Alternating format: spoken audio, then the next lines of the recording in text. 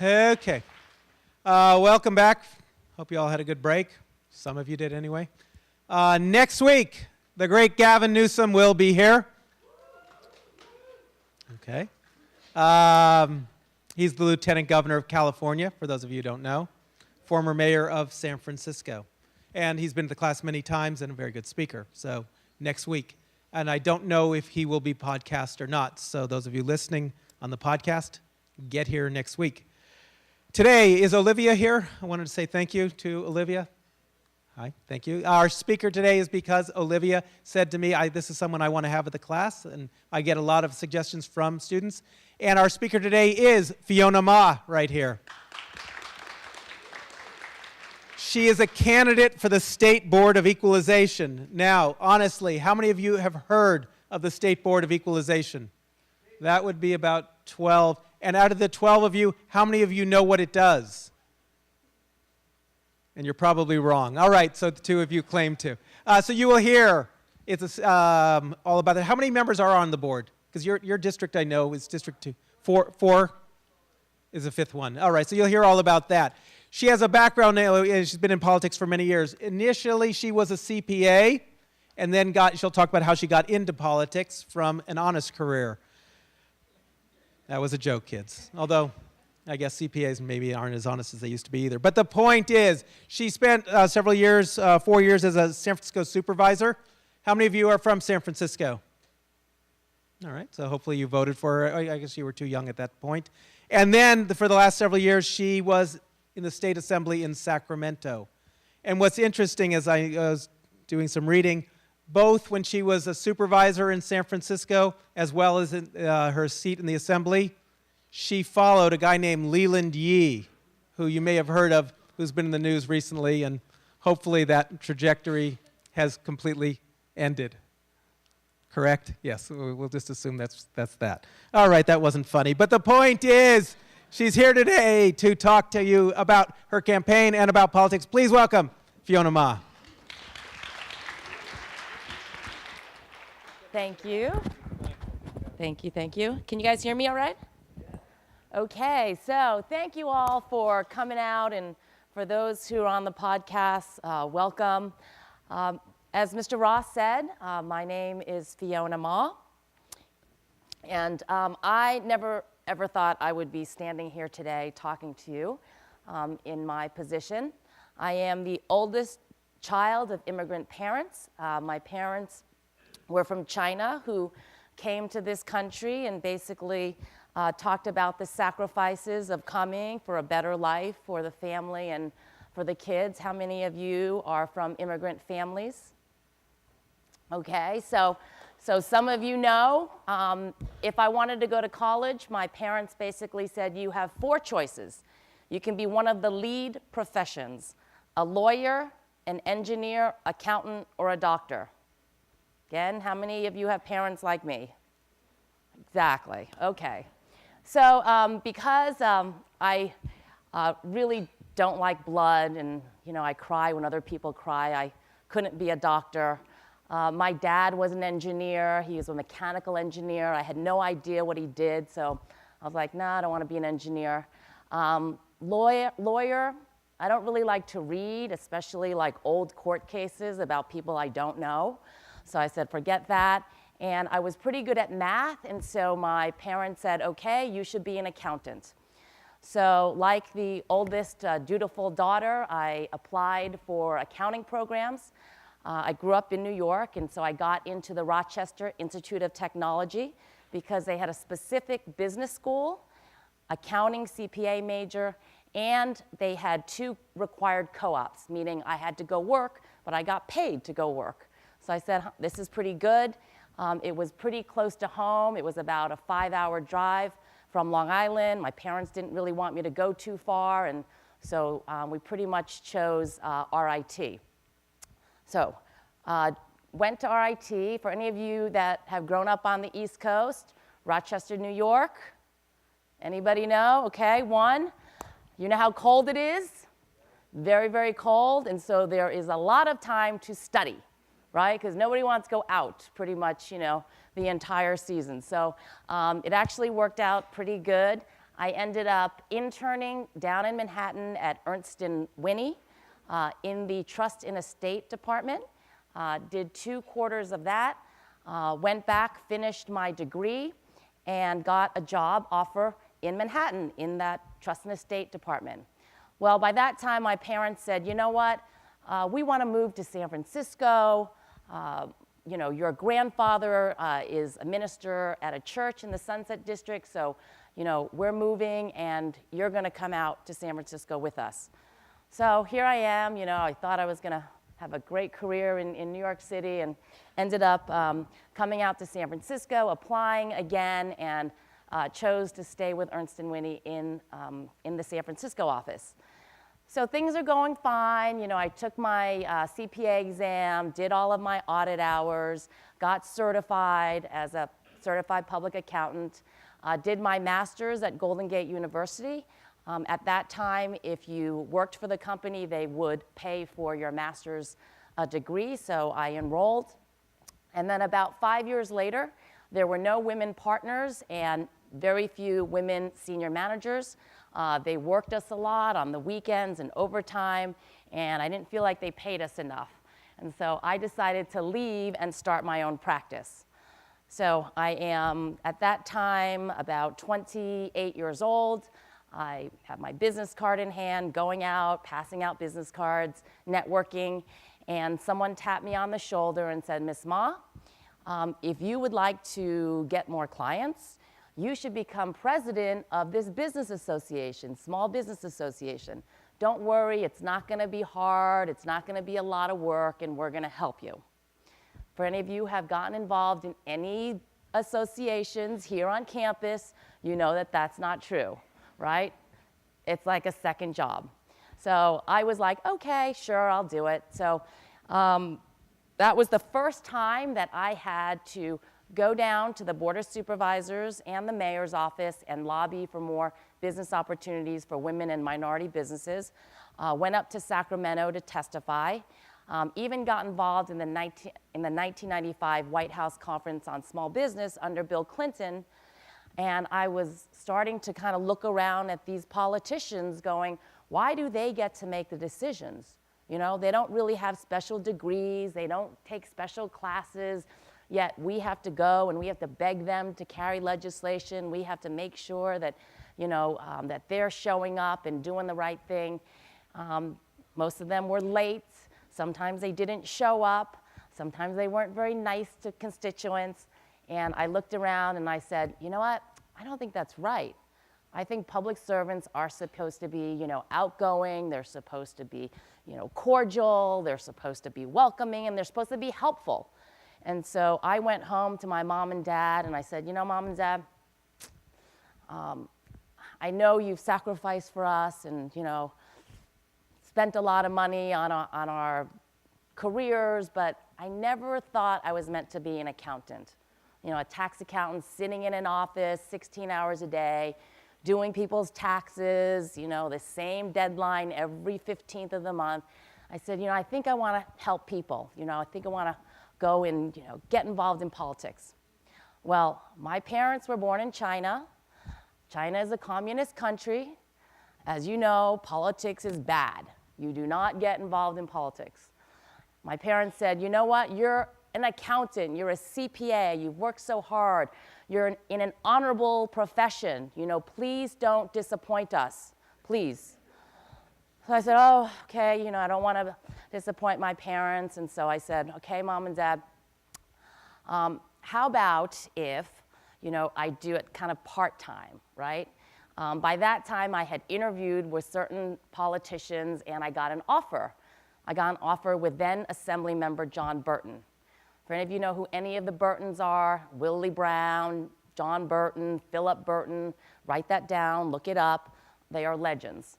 So I went home and I said, Mom and Dad, you know, I kind of got a job offer, and I want to work for a politician. I think I can learn from him. So my parents said, you know what, please don't do that. So we compromised, and they let me work for John for 2.5 days out of the week. So 2.5 days, I was in his office helping constituents, and then the rest of the time, I still had my practice. So about 3 years down the road, I kind of getting into it. I'm working on a lot of campaigns. I'm doing a lot of free filings for candidates because it's very difficult to file all the paperwork when you're taking campaign donations. Started a Democratic club, got appointed to a commission. I was serving on the San Francisco Assessment Appeals Board, and I'm kind of starting to get it. I'm feeling good. I'm, meeting a lot of people. And I said, Mom and Dad, I think I'm ready. I think I want to run for office, So my parents are like, oof, still at it, huh? You know what? It would really make us happy if you went back and got your MBA. We think, you need to kind of see the business world a little bit and, broaden your perspectives, and that would really make us happy, and we will help pay for it. So what am I going to say? Went and applied, got into the Pepperdine University Executive MBA program. So I'm going to school. I'm still working 2.5 days for Senator John Burton.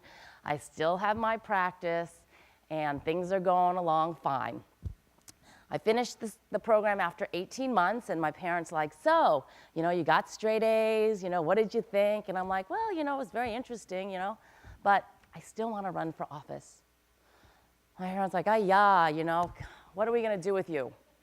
So I was 33 years old at the time, and they said, you know what? It would really make us happy if you got married.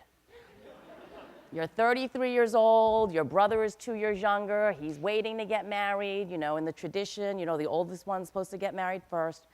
So I said, okay, Mom and Dad, I will get married. I found a nice guy. He graduated from UC Berkeley also. Got married, and, about a year and a half later, I said to my mom and dad, you know what? I'm 35 years old. I would really like your blessing. I really want to run for office. I think this is, my calling. This is my passion. I think I'll be good at it. And so my parents basically, threw up their arms, and they said, you know what? Fine, if you want to run for office, you go ahead. We're going to move to Las Vegas. And they left. They said they wanted to retire, and they said they didn't want to pay taxes here, and so they left. So I was finally free, right? Free. So I put my name in. The Board of Supervisors was having an election in the Sunset District. And for those of you who don't know, the Sunset District is one of the 11 districts in San Francisco, and it is the most heavily Asian or heavily Chinese district. My grandfather, as I mentioned, he had moved over from New York, and he was a minister in the Sunset District. So that was kind of like my home base. Put my name in. There were 8 candidates in the race, 4 Asians, 4 non-Asians, 6 men and 2 women, me and another real estate broker. So 70,000 people, we're all going door to door, all networking, all trying to shake everybody's hand. And I managed to win, barely, but I won. And I got elected to the Board of Supervisors. And as I was telling Mr. Ross, I did not have a good time there. It was like the game show Survivor. Any of you see that show? Game show Survivor. Everybody's trying to throw each other off the island for $1 million. That's kind of how it was. No permanent friends or allies. I really wasn't ready for the nastiness. I was the second woman out of 11. There was an African-American, older African-American woman, Sophie Maxwell, wonderful woman, grandmother, me, and then 7 men who had very big personalities. And I'm sure many of you know some of those names, and your next speaker next week was also on the Board of Supervisors when I was on. So Gavin Newsom was one of my colleagues for the last year, and then he got elected mayor the second year that I was on the board. Anyway, so here I am, the men kind of ganged up on the women, and I wasn't really ready to fight. The only way you got press at the time was to kind of be combative, say negative things about your colleagues, you know how the newspaper is. They don't print things when you're doing good things and saying good things about people. They're really looking for that kind of soundbite they can put in. So I didn't really want to be that type of person. So I decided I'm going to work in the community, right? I got elected because I wanted to help the community and work with the community.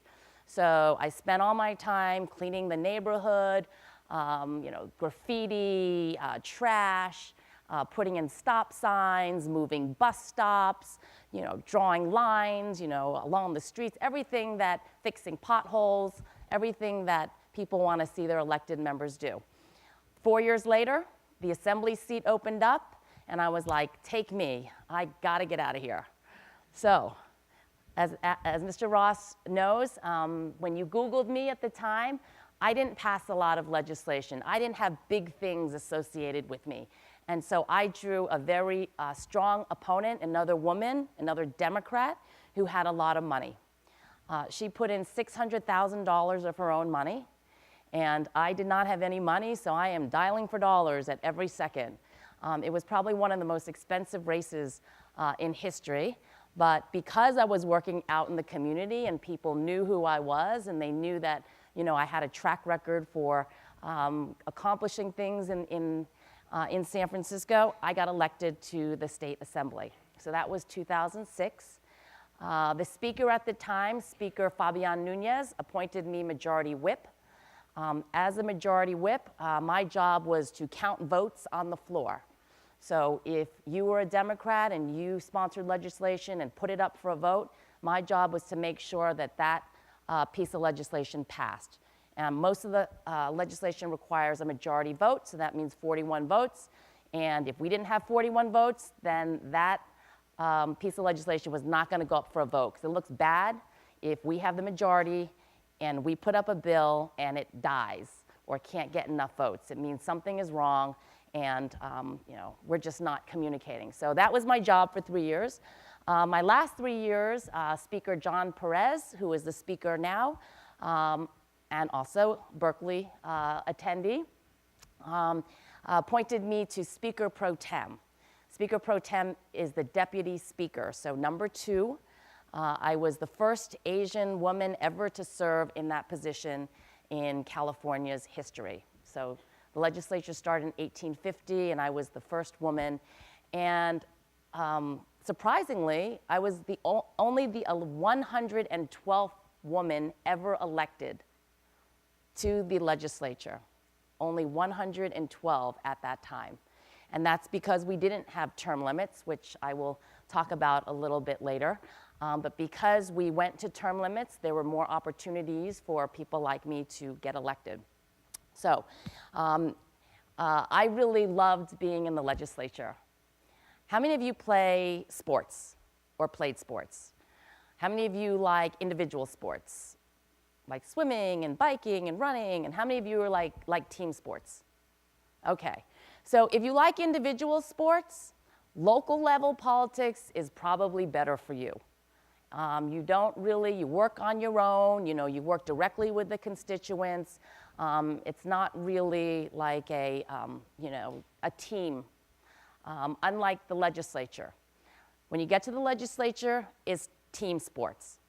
Democrats versus Republicans, Assembly versus the Senate, the legislature versus the governor, California versus everybody else, right? The states versus the feds. I mean, it's always a team. We have a team captain, which is the speaker, and everybody kind of falls in line, and everyone has their position on the team, and you're all supposed to carry your weight. And if someone, for some reason, gets sick, or they're weak, they're losing their election, or something happens, a family emergency, we're all supposed to kind of help each other and pick each other up to make sure that the team succeeds. So I played a lot of team sports. I played 3 team sports in college and also tennis.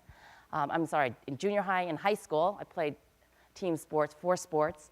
But I really liked the team sport. So I really thrived in Sacramento. I passed a lot of first in the nation legislation. You can all look on my website, www.fionamaw.com. Everything is up there.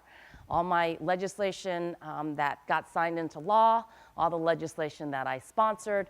But in the end, I got about 60 pieces of legislation signed in 6 years and felt really good about, what I was doing and, the legislation I was carrying, and then term limits hit. 6 years came very, very quickly, just as I was kind of getting to know where the bathroom is and which hallway opens up, the stairwell opens up to which hallway and the rooms. But I can't say that I am an opponent of term limits. I think 6 years is a little short. I think 8 years is better. I think 10 years is probably a good amount of time. But I wouldn't be here without term limits. So I, am a supporter of term limits. I wish it was a little bit longer. But it also means that you have opportunities to do other things, right? In politics, it's like survival of the fittest. It's like up or out, kind of like corporations, right? As you are going to start your first job, you are going to see you can kind of keep moving up, or maybe you're not going to continue through the corporate ladder, so to speak. Politics is the same way. So I am now a candidate for the State Board of Equalization. For those of you who don't know, the State Board of Equalization is the only elected tax board in the nation. California passed it in 1879 to equalize all the assessor offices. We have 58 counties, 58 elected assessors, and not all of them were assessing, collecting, and remitting equally to the state. And so the voters passed an initiative to create this board to equalize all the assessors. Since then, in the early 1900s, the legislature passed a sales tax. You all know, you all pay sales tax wherever you go, whatever you're buying. They said, who's going to collect and administer the sales tax? They said, how about this Board of Equalization, this tax board? So they threw it over there, and they became very good at it, hired a lot of auditors, and now they administer about 25 specialty taxes: alcohol tax, cigarette tax, electronic recycling fee, gas tax, all gets administered by the Board of Equalization. And the third most important thing the board does, it hears income tax appeals. So if you file your taxes, how many of you file your taxes? Okay, you file it with the Franchise Tax Board. If you get a letter or get audited and you don't agree, you can either pay what they say you owe, interest and penalties, and go to court, or you don't pay and you take your chances before the Board of Equalization. So we're like a quasi-judicial hearing board as well for income tax appeals. So there are 4 elected members in the state. So how many people are in the state right now, population-wise? Huh? Higher? About 38 million people. So if you divide it by 4, it's about 10 million people, right? So now, when I was on the Board of Supervisors, I represented 70,000 people. When I was in the Assembly, I represented 250,000 people. And now I am trying to represent 10 million people. 10 million people in 23 counties, from the Oregon border all the way down to Santa Barbara. Have you guys ever driven from the Oregon border down to like LA?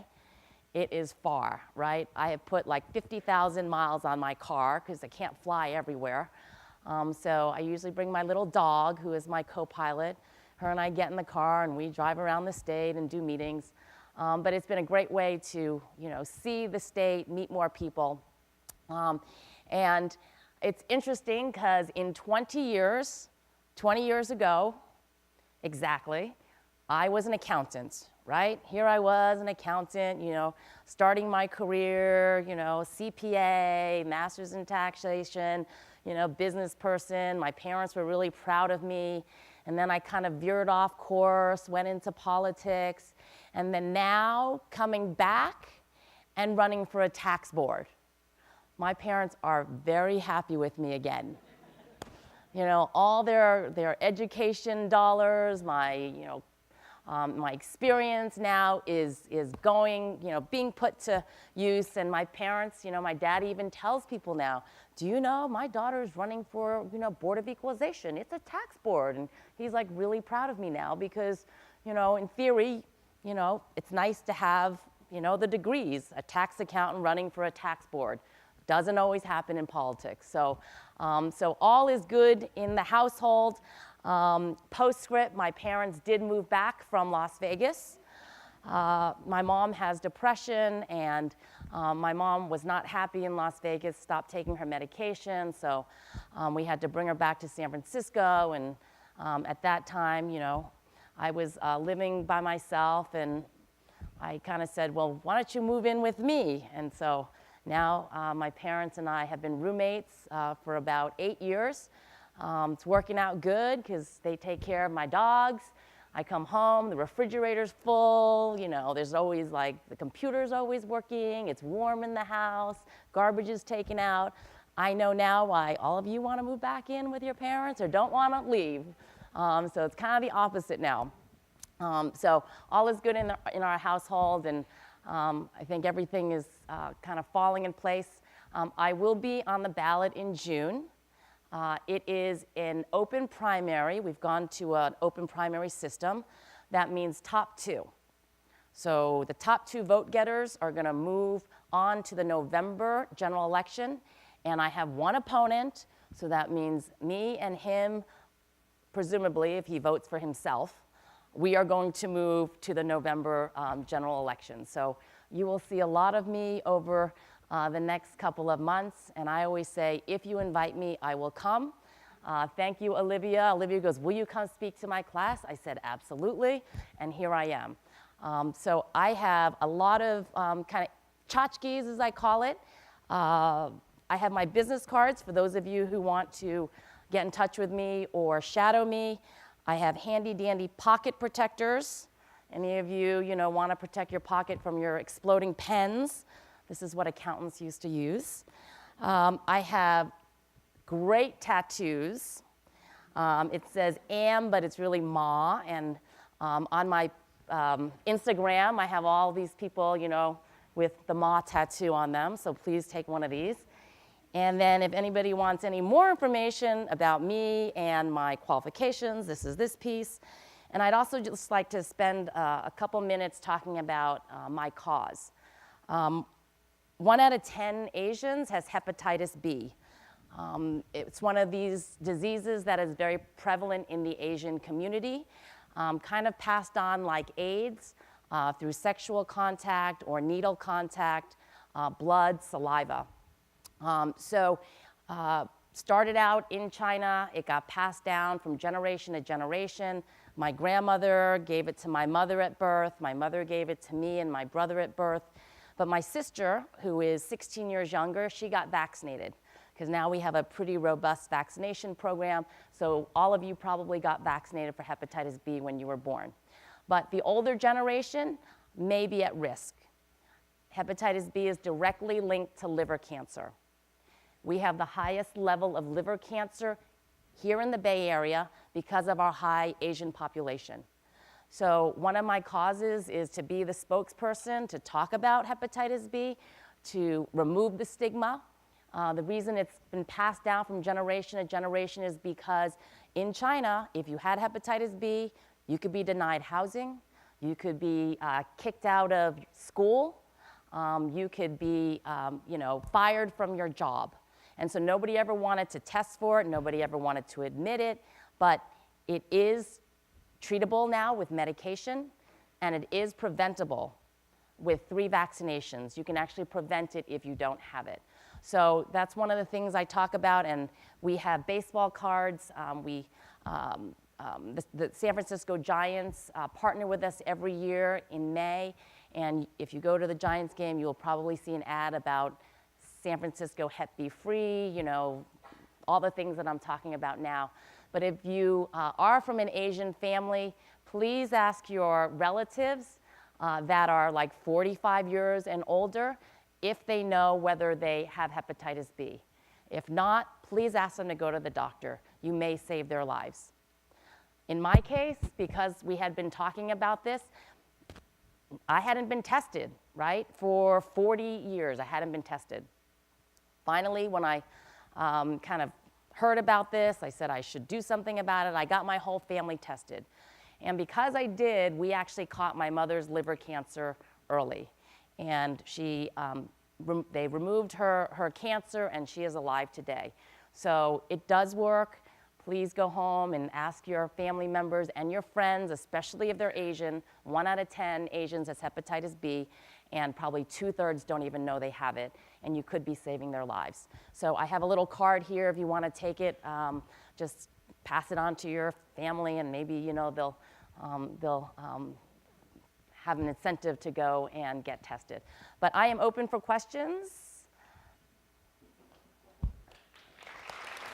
Thank you. Right here in the class. Go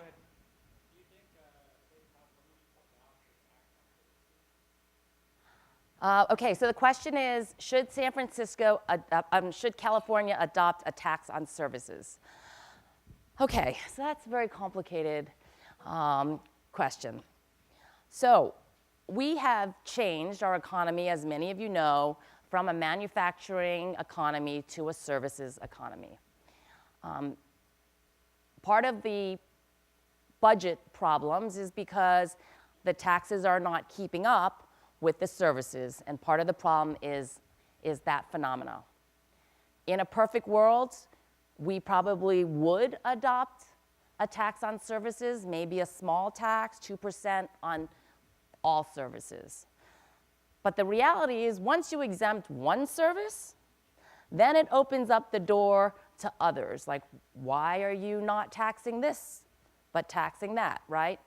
And it becomes very politicized, because after a while, the lawyers don't want, legal fees taxed, the accountants, the people who do your manicure and pedicure, your hairstylist, your dentist, right?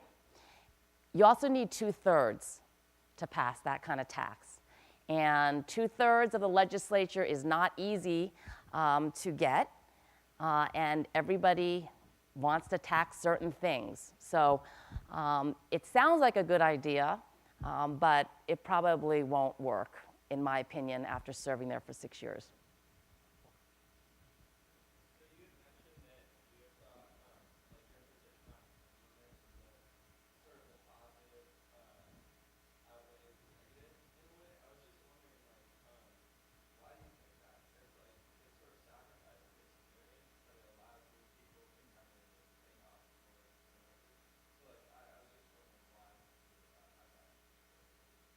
Yeah. If you are an incumbent, once you get elected, if you've been elected 1 or 2 times, it is very hard to beat an incumbent. That's just kind of the way the system is. That's why in Congress, some of them have been there for many decades, because it's very hard to take on an incumbent.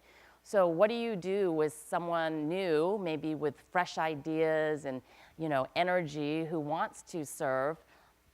It's not easy to get elected, right? So the good side, yes, is experience. Once you've been there a long time, you do become an expert in an area. And in Congress, it is like that. Foreign affairs, education, veterans. You have experts who have been doing it for 20, 30, even 40 years. But then what happens to the new people? Like all of you maybe want to come and serve, and maybe you want to run for Congress someday. What are you going to do? You got to wait your turn, right? And those seats don't come up a lot.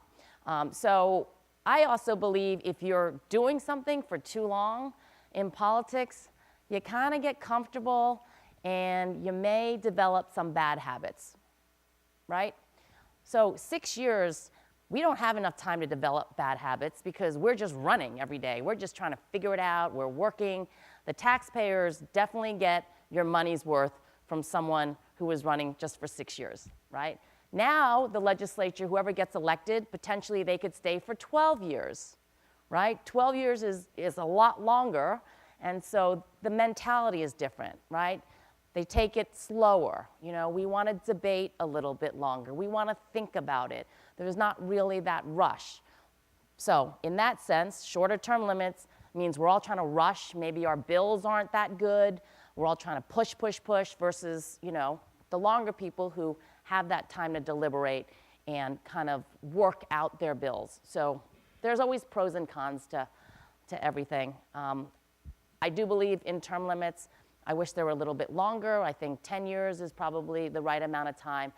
And, do the best you can in 10 years, do good stuff, and then move aside and let other people take their, have a chance.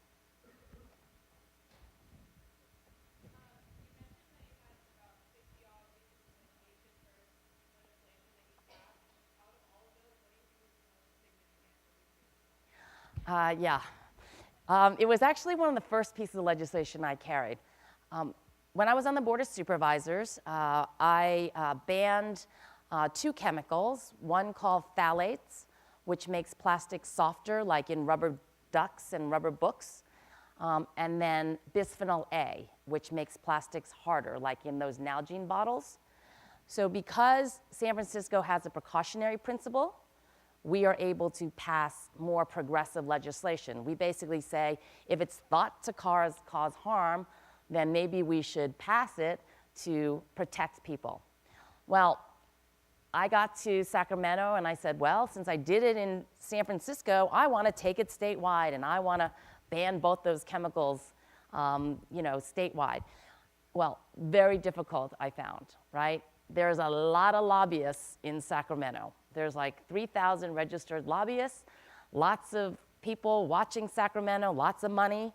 And all of a sudden, I had, the toy manufacturers, the retailers, the Chamber of Commerce, the chemical companies, the plastic companies, everyone was coming out against me.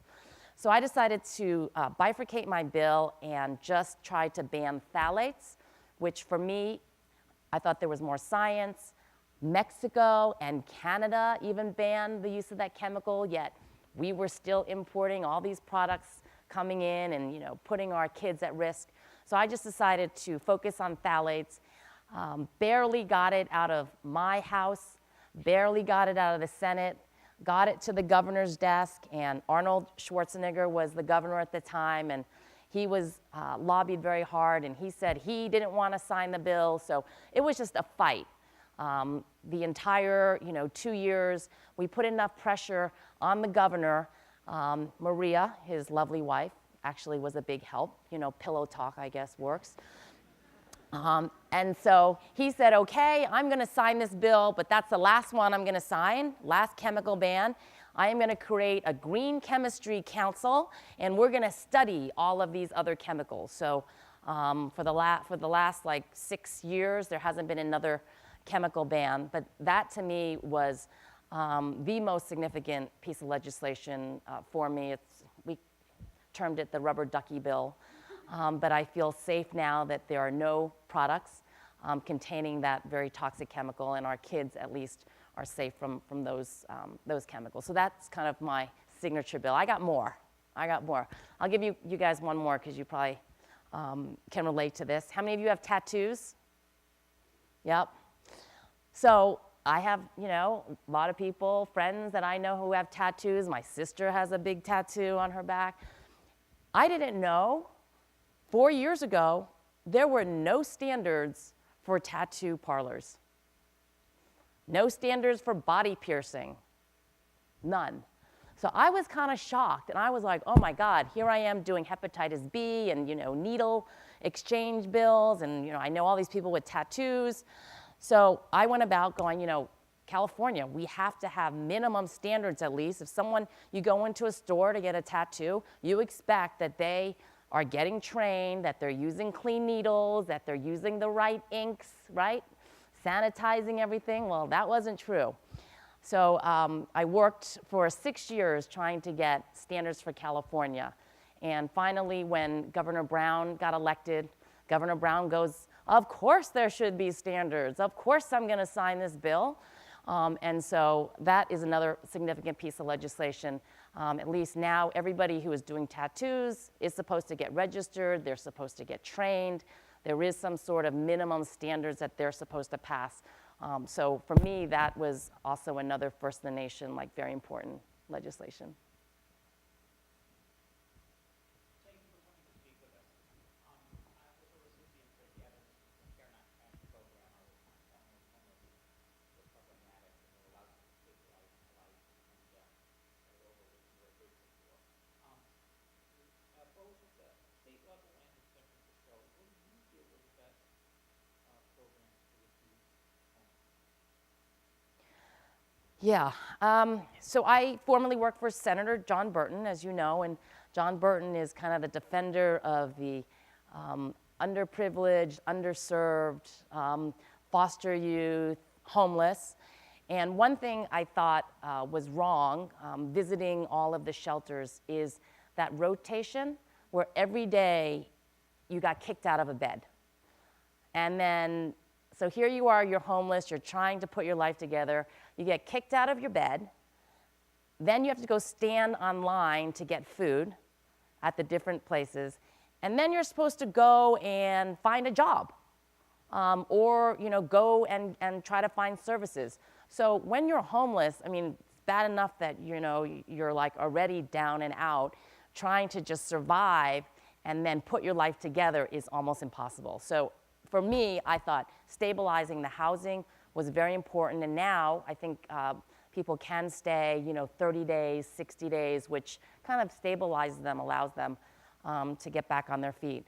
San Francisco, we're very lucky because we are the home of St. Francis.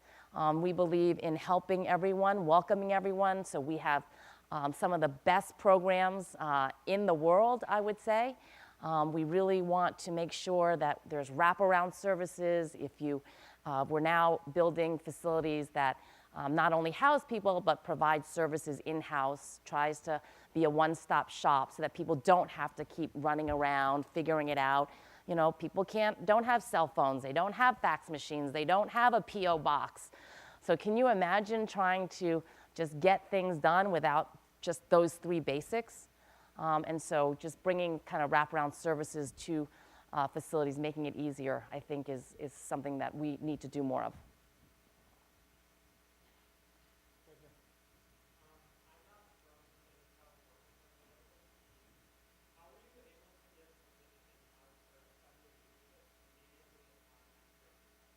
Yeah.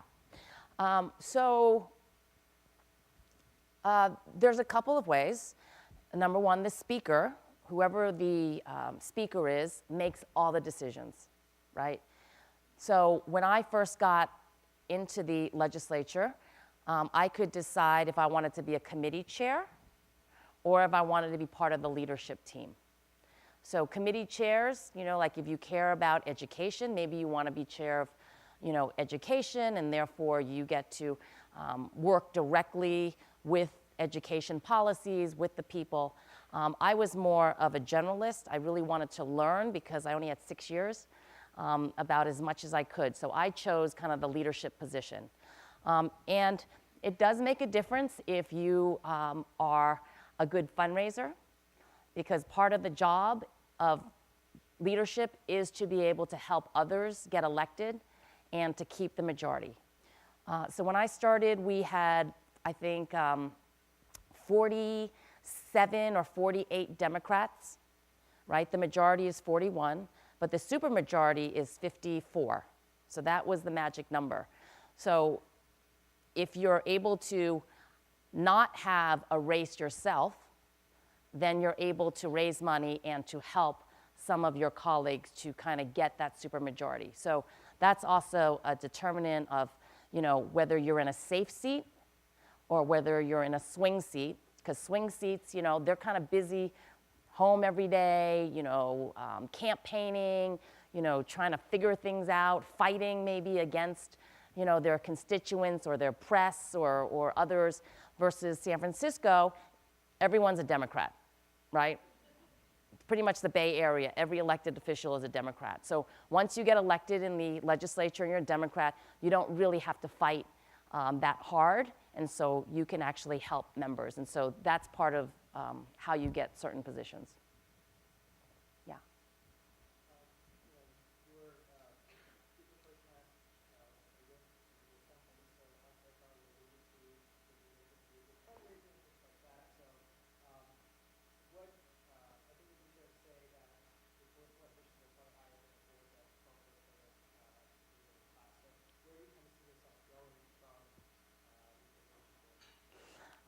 People always say that. They're always like, what are you running for? What are you going to do next? You know what? I am happy to serve, right? I feel like this is my calling. There's nothing that I want to do. I have been consulting for the last year and a half and, you know, doing business, doing politics, but I really like to be elected. I like to be a public servant. So naturally, the next step may be controller, right? Treasurer, which is following my background. Next week, Gavin's going to be here, Lieutenant Governor. I kind of like to be Lieutenant Governor maybe someday. First woman Lieutenant Governor. You know, you always want to be first, right? So first something. So you never know. I mean, as long as I think I'm doing a good job, I enjoy it, I'm going to keep running. If you guys all keep voting for me, then I will keep serving, and I will figure out what's next. So in the meantime, you can vote for her for State Board of Equalization. Thanks so much, Fiona. Thank you. Thank you.